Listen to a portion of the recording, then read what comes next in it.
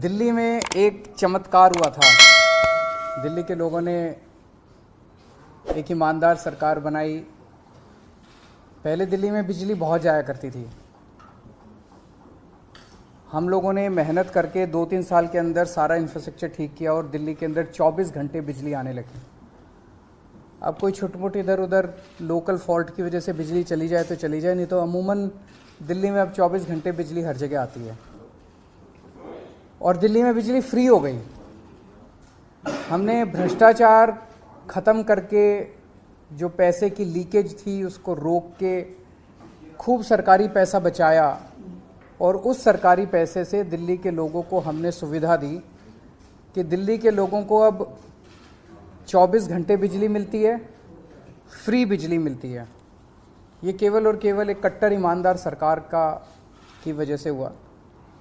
दिल्ली में total 58 lakh domestic consumers हैं, 58 लैक्स। उसमें से 47 लाख कंज्यूमर्स को सब्सिडी मिलती है दिल्ली की। जो इसमें से 30 लाख ऐसे लोग हैं जिनके बिजली के बिल जीरो आते हैं। 58 लाख टोटल कंज्यूमर्स है, 47 लाख को टोटल सब्सिडी मिलती है। उन 47 लाख में से 30 लाख ऐसे हैं जिनके जीरो बिजली के बिल आते हैं और 16-17 लाख लोग ऐसे हैं जिनके आधे आते हैं। आप लोग जानते हैं भाई 200 यूनिट तक तो फ्री बिजली है और 201 से 400 यूनिट तक आधा रेट है। तो 16-17 लाख परिवार ऐसे हैं जिनके आधे बिजली के बिल आते हैं और 30 लाख ऐसे हैं जिनके फ्री जीरो बिजली के बिल आते हैं। कुछ लोगों की ये डिमांड थी, बिल्कुल सही डिमांड थी कि जी हम पे कर सकते हैं, हमें क्यों बिजली की सब्सिडी दी जा रही है। हमें ऑप्शन दी जाए कि हम पे करना चाहें तो करें, नहीं करना चाहें तो ना करें। हमारे ऊपर सब्सिडी क्यों थोपी जा रही है। ये बहुत सही बात है कि सबको ज़बरदस्ती सब्सिडी क्यों दी जाए। सब्सिडी उसी को मिलनी चाहिए जिसको ज़रूरत है। तो कुछ महीने पहले सरकार ने फैसला लिया था कि हम उन्हीं को सब्सिडी देंगे जो अप्लाई करेगा, जो मांगेगा, सरकार से कहेगा कि मुझे सब्सिडी चाहिए, उन्हीं को सब्सिडी देंगे। उस स्कीम को अब लागू करने जा रहे हैं। हमने कहा था कि 30 सितंबर तक ये पुरानी योजना चालू रहेगी। जिन सब लोगों को सब्सिडी जो दी जा रही है, 1 अक्टूबर से उन्हीं को सब्सिडी मिलेगी जो मांगेंगे, अप्लाई करेंगे। तो अप्लाई करने के तरीके आज हम जारी कर रहे हैं। एक तरीका तो ये है कि अगला आपका जो बिजली का बिल आएगा, उस बिजली के बिल के साथ एक फॉर्म आएगा।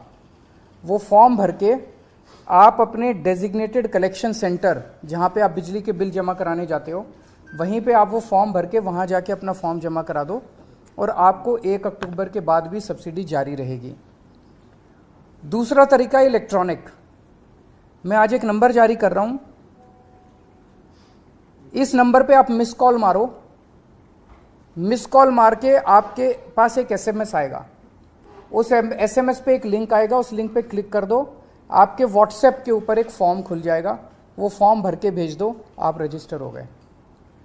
ये नंबर है 7011311111, 5 बार 1। तो 701113 फिर 5 बार 1। इसी नंबर पे या तो मिस कॉल कर सकते हो या हाय लिख के व्हाट्सएप कर दो। हाय, HI हाय व्हाट्सएप कर दो। आपके पास फॉर्म आ जाएगा, फॉर्म भर के आप व्हाट्सएप पे ही भेज दो, आपका काम हो जाएगा।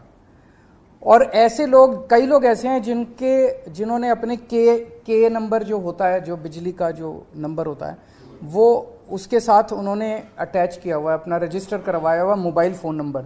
इन सारे लोगों को हम अपनी तरफ से भी ये भेजेंगे कि भाई जो लोग रजिस्टर करना चाहते हैं रजिस्टर करें। आपके फिजिकली फॉर्म देने से या इलेक्ट्रॉनिक रजिस्ट्रेशन करने के 3 दिन के अंदर आपके पास कंफर्मेशन आ जाएगा SMS से या ईमेल से कि भाई आप रजिस्टर हो गए हो और आपकी सब्सिडी लागू रहेगी। ये अब इस तरह से है। आज से आप ये सुविधा आप इलेक्ट्रॉनिकली आप करना चालू कर सकते हैं। इस नंबर पे मिस कॉल कर सकते हैं। मिस कॉल करके आपके पास फॉर्म आएगा, आप रजिस्ट्रेशन करना चालू कर सकते हैं। 31 अक्टूबर तक जितने लोग अप्लाई कर देंगे उनको 1 अक्टूबर से जारी रहेगी सब्सिडी। समझ गए? 31 अक्टूबर के बाद नवंबर में जो करेंगे फिर उनको अक्टूबर का बिल भरना पड़ेगा, उनको नवंबर के आगे की सब्सिडी मिलेगी। फिर दिसंबर में जो अप्लाई करेंगे उनको अक्टूबर और नवंबर का बिल भरना पड़ेगा, उनको फिर दिसंबर से आगे की सब्सिडी मिलेगी। तो जिस महीने में वो अप्लाई करेंगे उस महीने से उनको सब्सिडी मिलेगी। अगले महीने में करेंगे तो उनको पिछले महीने का बिल भरना पड़ेगा, अगले महीने से सब्सिडी मिलेगी। और इसके लिए जनता तक इस बात को पहुंचाने के लिए कॉम्प्रिहेंसिव कैंपेन हम लोग लॉन्च करेंगे घर घर तक, ताकि ऐसा ना हो किसी को जानकारी ना मिले और वो रह जाए इसकी वजह से।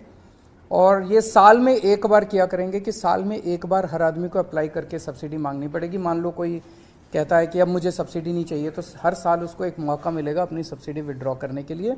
तो मैं उम्मीद करता हूँ कि जो जो लोग पे कर सकते हैं वो पे करेंगे, जिन लोगों को ज़रूरत नहीं है वो सब्सिडी गिव अप करेंगे और ज़्यादा से ज़्यादा लोग इसका, जो जो लोगों को सब्सिडी चाहिए वो इसका फ़ायदा उठाएंगे।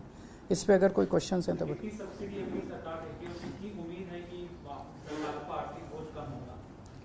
मेरे ख्याल से 3,000 करोड़ के करीब है टोटल सब्सिडी, सारा मिला के 3,000 करोड़ के करीब भी है, सब मिला सारी 3,000 करोड़ के करीब है। अब कितने लोग गिव अप करते हैं ये तो आपको पता चल जाएगा महीने भर बाद।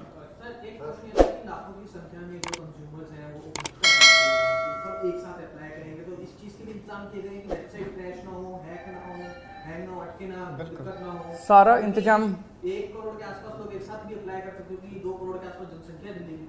नहीं, 2 करोड़ टोटल मैंने बताया 58 लाख उपभोक्ता हैं, जिसमें से लगभग 40 लाख के करीब 47 लाख के करीब अभी सब्सिडी को अवेल कर रहे हैं।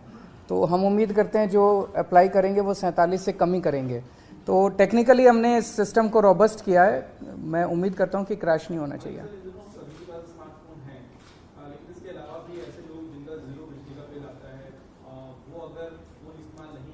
उनके पास वो भी कर सकते हैं, वो भी कर सकते हैं, कैंप भी लगा सकते हैं। अभी काफ़ी जनता के घर तक पहुंचने के लिए कई सारे प्लान किए जा रहे हैं, तो जनता उसको किसी भी तरीके से अप्लाई कर सकती है। केवल डोमेस्टिक है। सर एक खबर ये भी आ रही है कि गोवा के अंदर जो है वो कांग्रेस के 8 विधायक बीजेपी में जा रहे हैं, तो ये खबर भी गोवा से आ रही है। इसमें देखिए दोनों चीज़ें हैं। हम तो हमेशा से कहते रहे कि ये लोग जो हैं ऑपरेशन लोटस हर स्टेट के लिए चला रहे हैं, हर राज्य के अंदर जा के एमएलए खरीद रहे हैं। जाहिर तौर पे फ्री में तो एमएलए खरीद नहीं रहे, किसी को सीबीआई ईडी का डर दिखाते हैं। और साथ में जैसे अभी हमें पता चला कल कि पंजाब के अंदर भी इन्होंने कोशिश की 25-25 करोड़ रुपए में एमएलए खरीदने की। गोवा के अंदर कितने कितने में खरीदे हैं ये तो वहाँ के एमएलए ही बता सकते हैं, या वहाँ के लोग ही बता सकते हैं कि कितने कितने में खरीदे। ये अच्छी बात नहीं है, ये सही बात नहीं है। पैसा आ कहाँ से रहा है? हजारों करोड़ रुपया एमएलए खरीदने के लिए पैसा कहाँ से आ रहा है? जाहिर तौर के ऊपर ये सरकारी पैसा है जिसको साइफन ऑफ किया जा रहा है, और इसी वजह से महंगाई भी बढ़ रही है।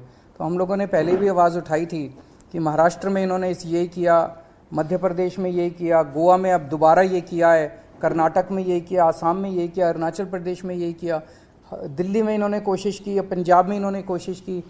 ये अच्छी बात नहीं है। उनको नहीं अप्रोच किया गया। सर गुजरात में आप लगातार कैंपेन कर रहे हैं, किस तरह का रुझान वहाँ पे ग्राउंड पर देखने के लिए मिल रहा है पार्टी? बहुत अच्छा रुझान मिल रहा है। मैं देखता हूँ आप लोग भी सड़क पे जा के लोगों से पूछते हैं, सारी जनता कह रही है भाई इस बार आम आदमी पार्टी।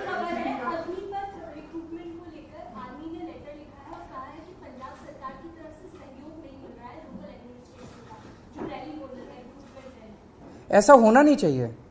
मतलब हमारे जो भी मतभेद रहे अग्निपथ को लेके, बट एक बार ही केंद्र सरकार ने लागू कर दी है, हम उसको पूरा सपोर्ट करेंगे। तो पंजाब का स्पेसिफिक क्या है इशू मैं एक बार ही पता करूंगा, बट हम पूरी तरह से सहयोग करेंगे, इसके स्कीम में भी सहयोग करेंगे, आर्मी का भी सहयोग करेंगे। एमसीडी के जो आने वाले इलेक्शन है उसके लिए ड्राफ्ट रिपोर्ट नया वार्ड का परिसीमन जारी किया गया है, उसमें काफी सारी डिस्क्रिपेंसी सामने आ रही है। कहीं 30,000 का वार्ड बना दिया, कहीं 90,000 का बना दिया है। इसको लेके आप लोगों की पार्टी की क्या रणनीति? ये अभी स्टडी कर रहे हैं, 1-2 दिन दीजिए, 1-2 दिन स्टडी करने के बाद ये पूरी की पूरी आप लोगों के भी सामने रखेंगे और हम कमीशन के सामने भी इसको रखेंगे। ऐसा मैंने कल एक प्राइमा फेसी जब नज़र मारी तो ऐसी कई सारी विसंगतियां हैं उसमें, तो उन्होंने पब्लिक फीडबैक के लिए डाला है, तो उसको हम भी स्टडी कर रहे हैं, बताएंगे। रिप्रेजेंटेटिव कांग्रेस के जीतते हैं, बाद में वो दूसरे दल में चले जाते हैं, ये लगातार कई राज्यों में देखा जा रहा है। दूसरा सर, आप भी कई राज्य में चुनाव में हैं, अपोजिशन ये कह सकती है कि पहले आपने फ्री बिजली का स्कीम दिया, अब आप अपील कर रहे हो कि जो लोग कैपेबल हैं वो पे करें। जो हमें तो जनता खुद ही कह रही है, हम तो सबको मौका दे रहे हैं। कई लोग हैं जैसे आप जैसे लोग हैं, वो कहते हैं जी हम तो पे कर सकते हैं, तो हमें सब्सिडी क्यों दे रहे हो? तो आपको ऑप्शन तो मिलनी चाहिए, ज़बरदस्ती किसी को सब्सिडी क्यों दी जाए? तो हम वापस थोड़ी ले रहे हैं, हम तो एक ऑप्शन दे रहे हैं, जो लेना चाहे ले, जो नहीं लेना चाहे सर, मतलब। आपने कहा गुजरात के रुझान बहुत अच्छे मिल रहे हैं, लेकिन आपकी जो विपक्ष है वो आप पर एक तस्वीर के जरिए निशाना साध रहा है, जिसमें आपको दिखाया गया कि ऑटो और चार्टर्ड प्लेन, तो उसको आप कैसे देख रहे हैं? क्योंकि विपक्ष लगा ये सब कुछ लेके आएंगे, अभी तो चिंता मत करो, अभी तो 3 महीने हैं। तरह तरह की फोटो आएंगी, तरह तरह के वीडियो आएंगे, मुद्दे की बात करो उनसे। हम कहते हैं हम गुजरात की, दिल्ली में हमने बिजली फ्री कर दी, पंजाब में बिजली फ्री कर दी, अब गुजरात के लोगों को भी मिलनी चाहिए फ्री बिजली, क्यों नहीं मिलनी चाहिए? उन्होंने क्या कसूर किया? तो ये विरोध करते हैं। तो उनसे पूछो क्यों विरोध करते हैं, तो कहते हैं देखो केजरीवाल की ये फोटो। फिर मैं कहता हूं कि हम आपके स्कूल अच्छे करेंगे, तो ये विरोध करते हैं, कहते हैं स्कूल अच्छे नहीं होने चाहिए गुजरात के। तो कहते हैं भाई स्कूल अच्छे हो जाने दो, क्या दिक्कत है? तो कहते हैं देखो केजरीवाल का ये वीडियो। ये यही करेंगे अभी तो देखो क्या क्या होता है। गुजरात में कांग्रेस भी चुनाव में है, लेकिन कांग्रेस पार्टी के अंदर क्या अंतर कला है कि उसके उम्मीदवार जीतते हैं फिर दूसरे दल में चले जाते हैं? ये तो पूरे देश में ही हो रहा है कि कांग्रेस अपने एमएलएज को बचा नहीं पा रही है। देखो दूसरी पार्टी जो है वो गलत कर रही है, एमएलएज को खरीद रही है। जनतंत्र के अंदर इस तरह से करोड़ों करोड़ों रुपए देके कोई किसी को 50 करोड़ में खरीद रहे हैं, किसी को 25 करोड़ में खरीद रहे हैं, ये जनतंत्र के लिए हानिकारक है, ये गलत है। तो जो ये लोग ऑपरेशन लोटस के नाम पे सरकारें तोड़ रहे हैं, ये गलत है। लेकिन गलती कांग्रेस की भी है, हमारे वालों को नहीं तोड़ पाए, दिल्ली में नहीं तोड़ पाए, अब पंजाब में नहीं तोड़ पा रहे। पंजाब में हमने सारे 10 एमएलएज को इन्होंने अप्रोच किया था, अभी 10 एमएलए जो हैं वो प्रेस कॉन्फ्रेंस करने वाले हैं थोड़ी देर के अंदर, जिन जिन को इन्होंने अप्रोच किया था। तो हम तो इनका भंडा फोड़ देते हैं, हम इनसे हमारे लोगों को ये अप्रोच। कांग्रेस वाले क्यों टूटते हैं, ये पूरा देश जानना चाहते हैं। एक पार्टी तोड़ रही है, मतलब एक तरह से बीजेपी ने तो ये कर दिया भाई वोट मिले ना मिले सरकार तो हमारी बनेगी, फिर तो चुनाव का भी कोई मतलब नहीं रह जाता, जनतंत्र का कोई मतलब नहीं रह जाता, संविधान का कोई मतलब नहीं रह जाता। इस तरह से अगर एमएलए खरीद के डरा के। चलो थैंक यू।